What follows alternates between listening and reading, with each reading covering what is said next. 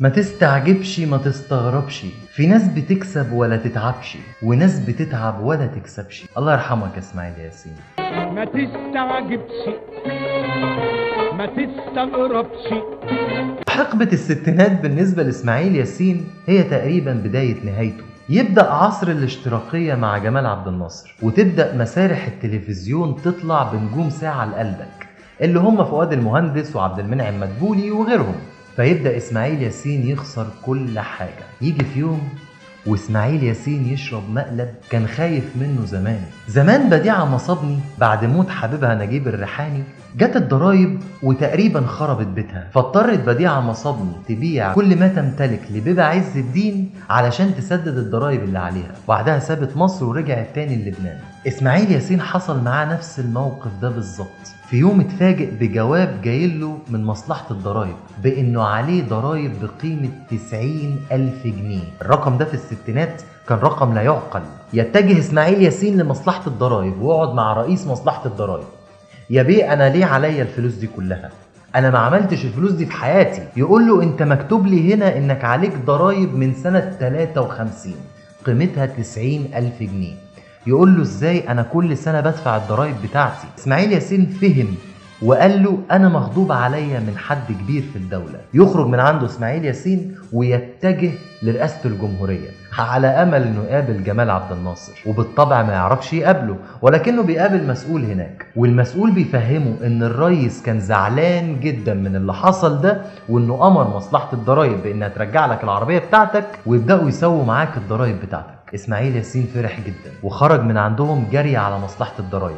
قالوا له احنا رجعنا لك العربية بتاعتك، وبالنسبة لل90,000 جنيه اللي عليك فاحنا هنقسطهم عليك، ناخد جزء كل شهر. فاسماعيل ياسين قال له انا لو عشت حياة على حياتي مش هعرف اسدد ال90,000 جنيه دول.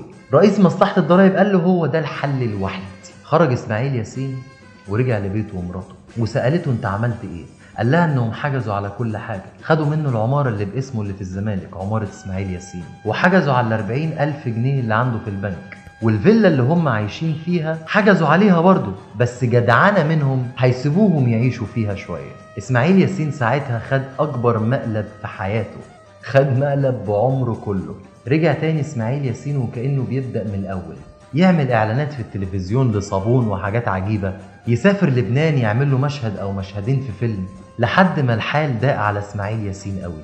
راح نزل ورايح لمدير كازينو هو كان يعرفه، وقال له انا عايز ارجع اغني مونولوجات عندك في الكازينو. مدير الكازينو عرض عليه 1000 جنيه في الليلة. اسماعيل ياسين وافق، برغم ان مراته وابنه كانوا رافضين جدا انه يرجع يعمل كده، ولكنه كان بيقول لهم انتوا مسؤولين مني، هصرف عليكم منين؟ وفي اول ليلة كان نازل فيها اسماعيل ياسين يغني في الكازينو ده، اتأخر شوية في حمام بيتهم وهو بيلبس.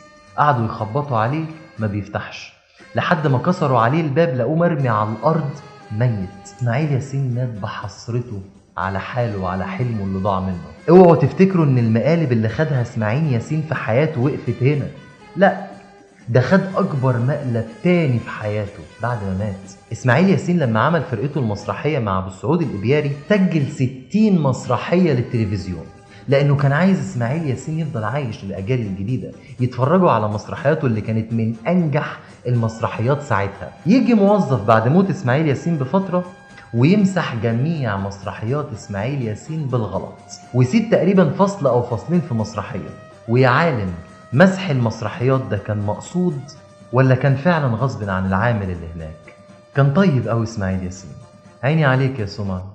عين علينا يا أهل الفن، يا عين علينا، عين علينا يا أهل الفن، يا عين علينا.